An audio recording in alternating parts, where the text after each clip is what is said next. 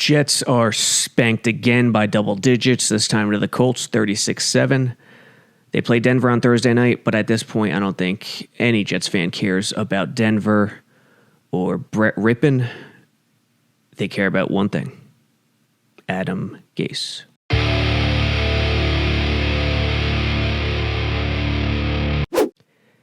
$36-7. And again, the Jets started out okay. I mean, they did some good things offensively. But again, Darnold was terrible. Gase was unimaginative. And the defense might be the worst in the league. I mean, it is bottom 4, 5 right now. They can't tackle. It's terrible. Denver in 2 days. We'll go over the injury report real quick in a little bit. But, I mean, Jets fans only care about one thing, and that is the head coach, Adam Gase. Yankees are about to start in 10 minutes at the time of this recording. The recording will already be out.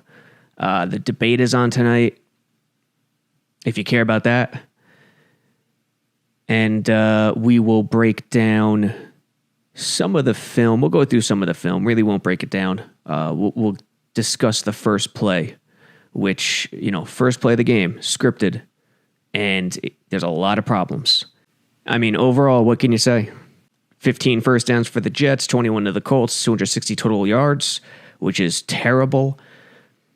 353 for the Colts. And notice, once Mekhi Becton left the game in the second quarter, that was it. They couldn't do a damn thing after that.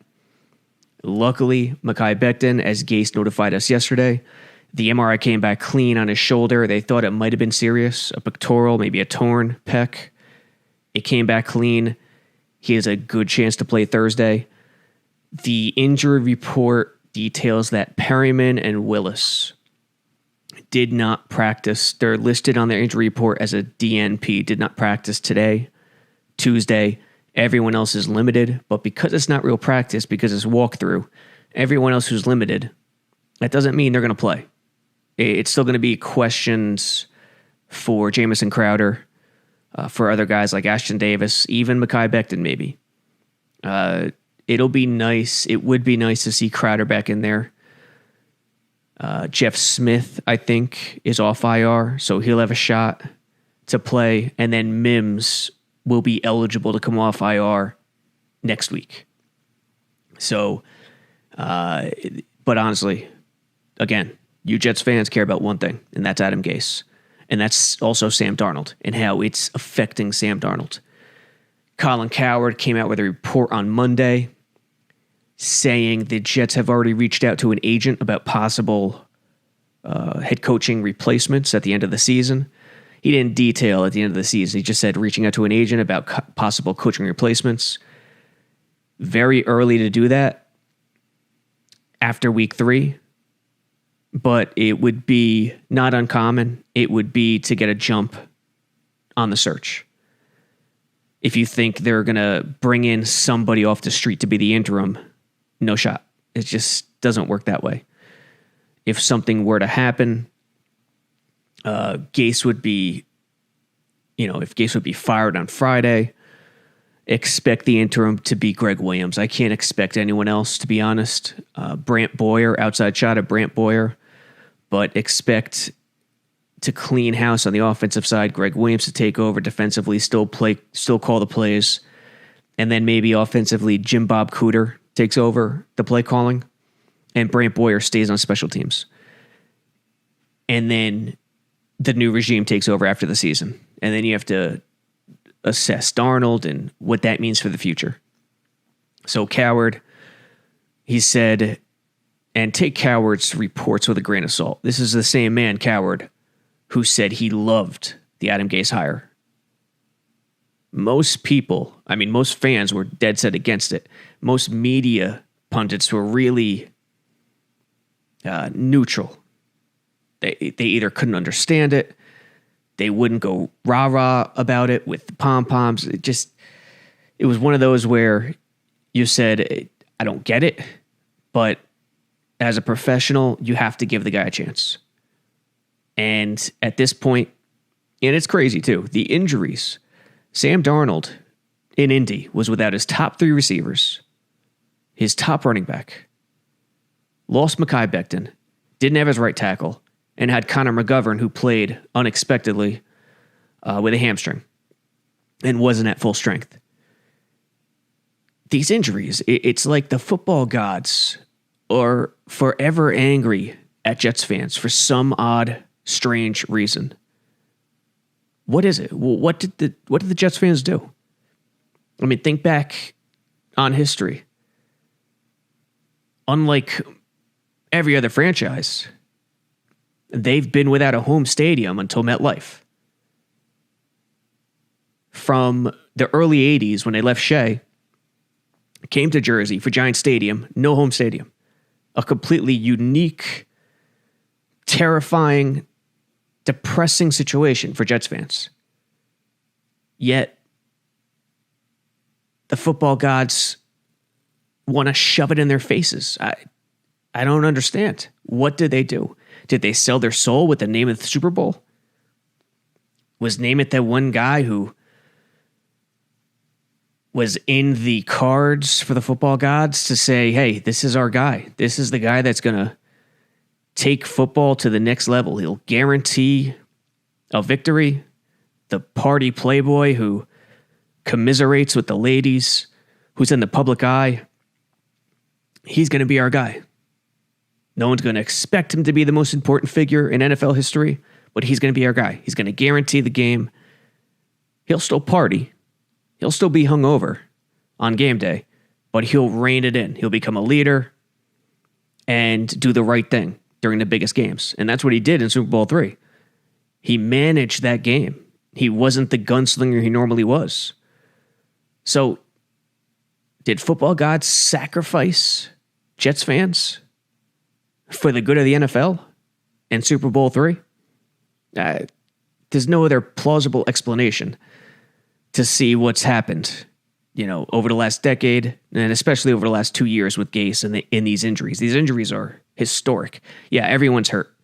But what's happening with the Jets and the Niners this year, it's just insane. Who gets mono?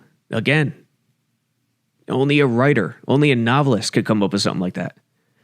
But that's the life of the Jets fan. The game with the Colts, what can you say? Darnold throws the pick 6 to Xavier Rhodes. I thought Lawrence Cager should have came back to the ball. I didn't like his route.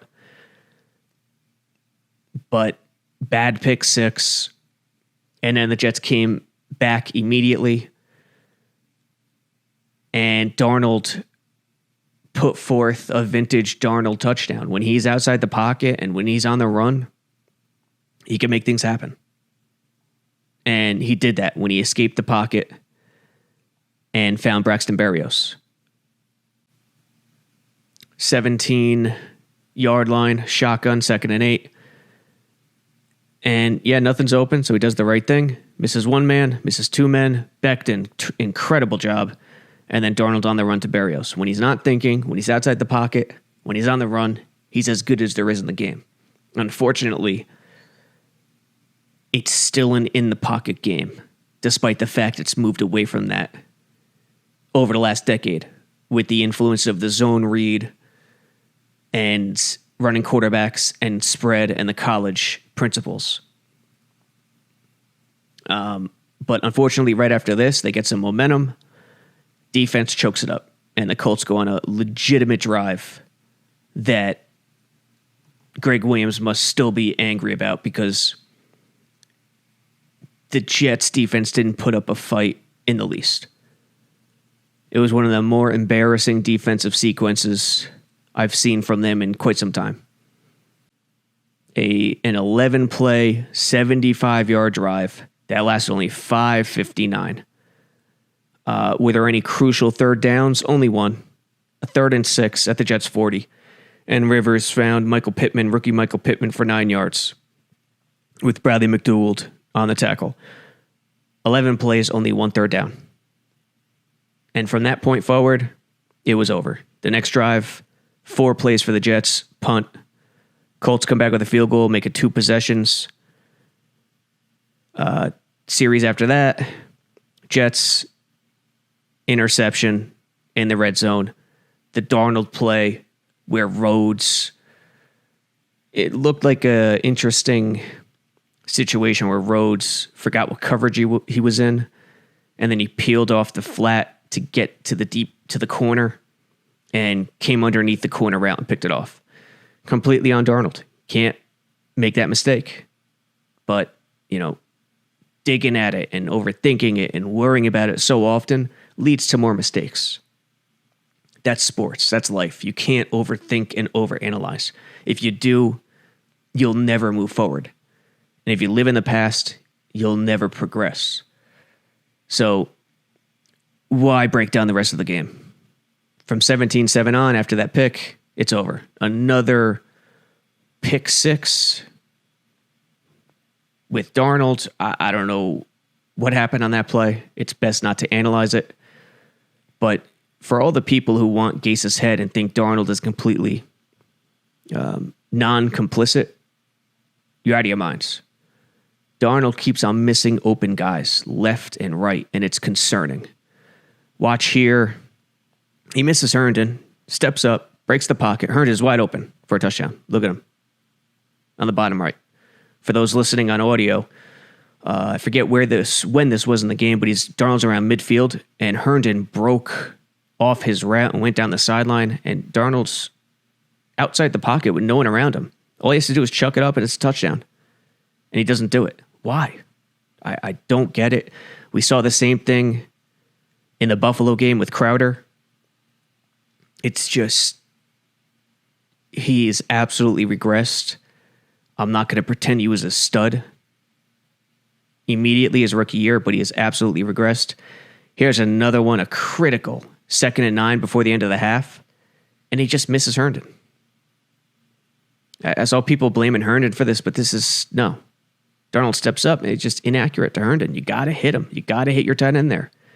He's behind him. He doesn't lead him. Got to hit that. You get out of bounds, you have a first down. That's a simple pitch and catch, and it's a good pocket too.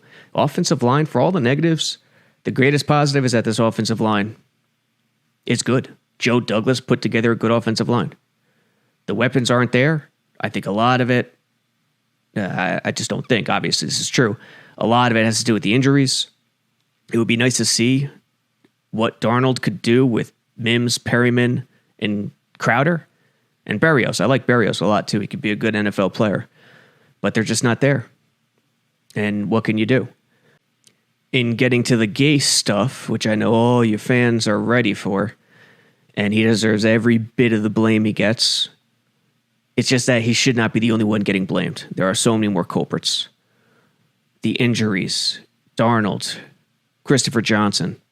But Gase, as the head coach, deserves the bulk of the blame. Getting to the Gase stuff, the good stuff. First play of the game, and it makes no sense. Okay, you want to get Darnold out of the pocket, on the run. That's good. You want to take a shot on first down? That's good. But the play design, everything about it doesn't make any sense in the world. We'll let it play and then analyze it, go back and analyze it.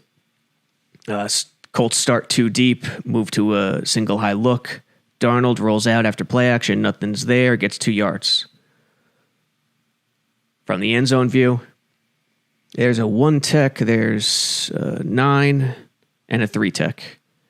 Play action. There goes Darnold. Nothing. He does the right thing, the responsible thing, by running out of bounds. Now, first play of the game, Colts are Tampa 2 defense. I mean, of course, anyone who's Tampa 2, calls himself Tampa 2, doesn't run too deep every play, like the old days, with the old Tony Dungy Bucks. It's a different world. Can't do that. This league is more of a cover 3 zone, 8 in the box league. You knew, even though they're Tampa 2, you knew this is what they were going to do, because every defense does it against the Jets. 1 safety, loaded box, press on the outside. You knew it. Gase knows it. Darnold knows it. Everyone in the world knows it. And until the Jets prove they could beat this, everyone's going to do it. Denver's going to do it Thursday. There's no question in my mind. So The first 15 plays are scripted, which I think is archaic. Let's start giving the quarterback freedom at the line to analyze the defense. It's the best way to play offense in today's climate. But the idea to get him outside the pocket's good. The idea to take a shot is good. You're going to have a play action, a rollout. Berrios in the slot does a slot wheel. Hogan on the outside, the number one receiver. On the field side, does a deep post. And I think that's Cager. Cager or Malone. I think it's Cager. Cager stems to the inside and outbreaks away from the rollout. Now, in what world would you want the backside receiver outbreaking away from the rollout? I don't know what world. It doesn't make sense. So I have to think it's a miscommunication. I have to think it's the wrong route. It's Cager's first game, but it falls on Gase. This can't happen. And if it is the design, the intended design, it doesn't make sense either. There's no way, unless it's intended for a decoy. But even then, a better decoy is a drag. And to give Darnold options, different levels, short and deep, short or intermediate and deep. This makes no sense. So watch the bottom. Cager stems it inside, outbreaks. Now, why are you outbreaking away from the rollout? I don't get it. Tight end, running back to stay in, max protect. Berrios on the slot wheel. There's some daylight here, but it's not open. There's a DB. Hogan on the post, covered, and the safety's there. The other problem, and of course, because of that, there's only 3 receivers. One's completely out of the play. 2 are vertical. There's nothing backside. There's no drag. There's no short safety valve. The other thing is, when you're taking a shot, you see this route combination, the slot wheel post, it's better against a cover 2. You have 2 deep. This guy's going to take the flat, press, try to funnel inside, and then get depth if nothing threatens his zone. This route combo is better against 2 deep zone. It's good against the Tampa 2, for instance, to have that slot wheel and that post pressure the 2 deep safety. Did Gase think the Colts would come out in 2 deep? If he did, he guessed wrong. But at this point, once they rotate and put the strong safety in the box, Darnold should see that and audible. I don't know how much time's left on the play clock, but nevertheless, this route combination's fine. Better against a cover 2, a hard cover 2. Can still work against the single high, but you also need a threat on the other side. So Darnold could use his eyes to move this safety one way or the other, attack the other side. It's not easy for a single high safety in the middle of the field to get to the sideline. It's very difficult. But because of the rollout, the safety could follow the rollout, and that rollout takes them right into the action where the slot wheel and the post are, which is why this play design makes no sense. I don't get it. Yeah, Hogan's running a post, Berrios a slot wheel, taking a shot. But the problem is when you have that safety coming over with the rollout, it completely takes away everything. And at this point, Darnold needs a safety valve. Something backside would be nice with Cager. So the whole play is just doomed from the start. Darnold picks up 2 yards, and that's execution, that's play design, maybe miscommunication, but no matter what, it's on Gase. From the other problem is their play action, their attention to detail is so bad. Look at Herndon with the wider split. This guy does a good job. Watch this one-tech defensive tackle. McGovern and Van Roten collide with Van Roten trying to get out to pull to lead the way for Darnold. They still make it through fine. McGovern, bad hammy, and he still played. And Gase said today, McGovern, even though he was a surprise start, McGovern told him, if I'm dressing, I'm playing. So he made it happen. His toughness made it happen. Credit McGovern. The other problem is watch Gase's play action. His eyes go to the right away. I don't know why. There's no threat. Ball, show the ball, stick it in there. No.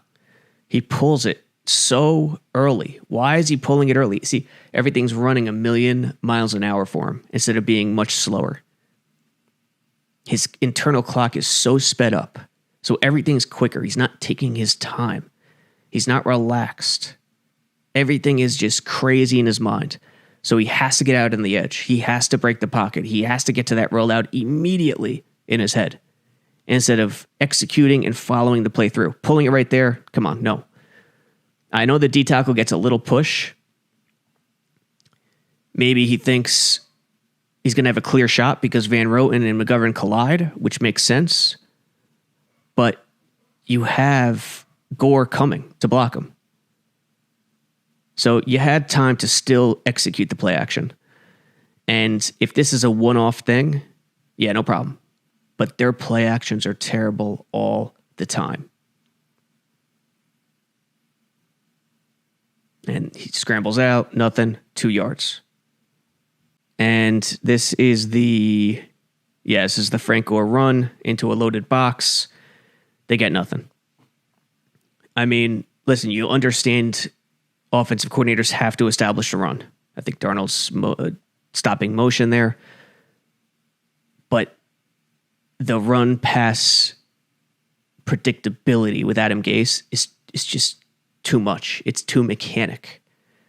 At some point, with the deck stacked against you, you have to take what the defense gives you. Now, there's a shot to win 3-on-3 here. Weak side. You have Darius Leonard on the strong side. But Van Roten has to double team, get off quickly, get to the second level. And he just can't do it. And by that point, the D tackle overpowers McGovern, and there's nothing there. So, 2nd and 8 quickly turns into 3rd and long. 3rd and 9, they lose a yard. And here is where it really gets frustrating. We'll let it play through and then analyze it. It's a blitz.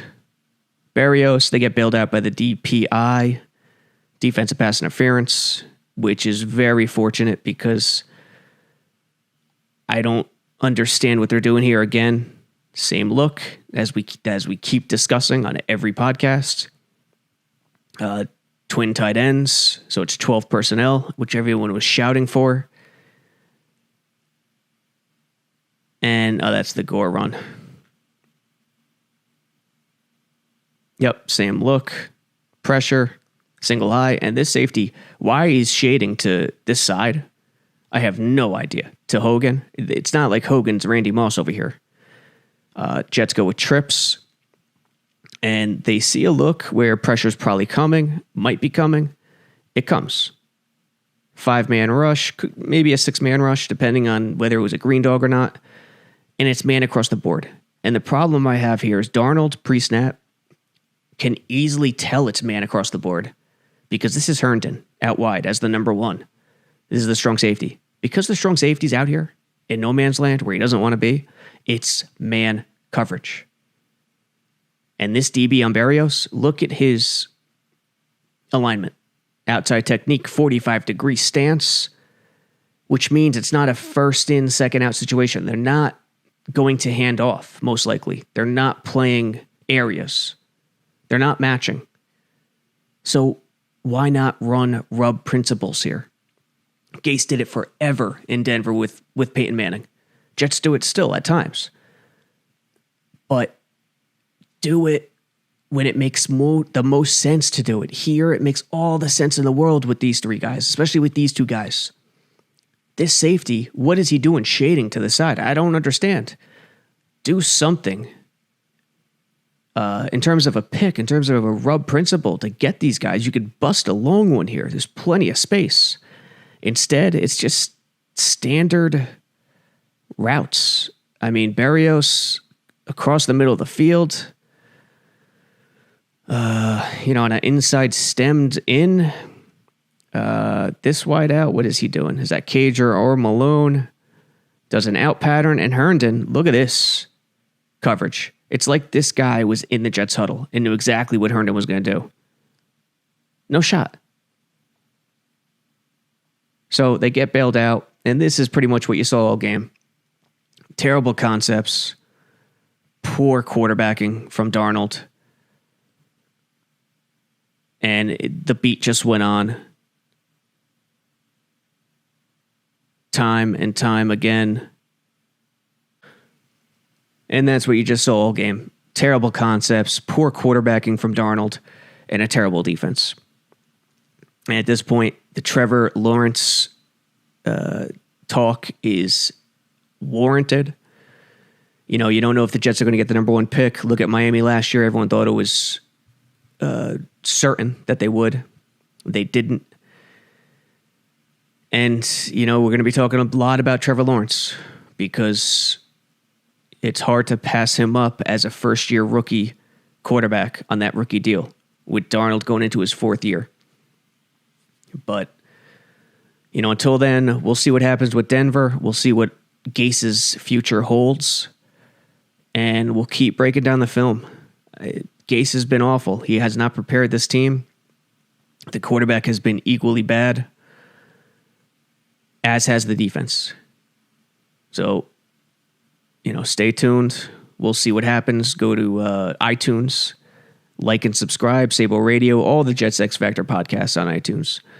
iTunes is, we got to get a little more support on iTunes and download the app too for all the app users. I don't know if I mentioned it in the last podcast, but we have a new update out where it solved an issue where people were getting logged out after a week or two and they were having issues. New update there, new content at the site. Blew it. We'll have another film review in a couple of days, I think. Whether it's Colts, Denver, we'll see. The Thursday night game kind of screws things up. But we'll see. Mark Rippon, who used to quarterback the Redskins in the early 90s, he was a fantasy machine in the early 90s. Back in the day when everyone still kept score on paper and had to watch Chris Berman and Tom Jackson on NFL primetime. Mark Rippon, I love those Washington teams. Mark Rippon to Gary Clark and Art Monk. Those were good teams. Mark Rippon, Chris Miller with Atlanta, the run and shoot Atlanta Falcons. Interesting quarterbacks who were good in fantasy in the early 90s. Brett Rippon played 4 years at Boise State, He is Mark Rippon's nephew, not son, nephew. So he's getting his first start Thursday night. Jets fans could already see the kid tearing it up at MetLife Stadium and coming out of nowhere to be the star of the night. So we'll see what happens. Until next time.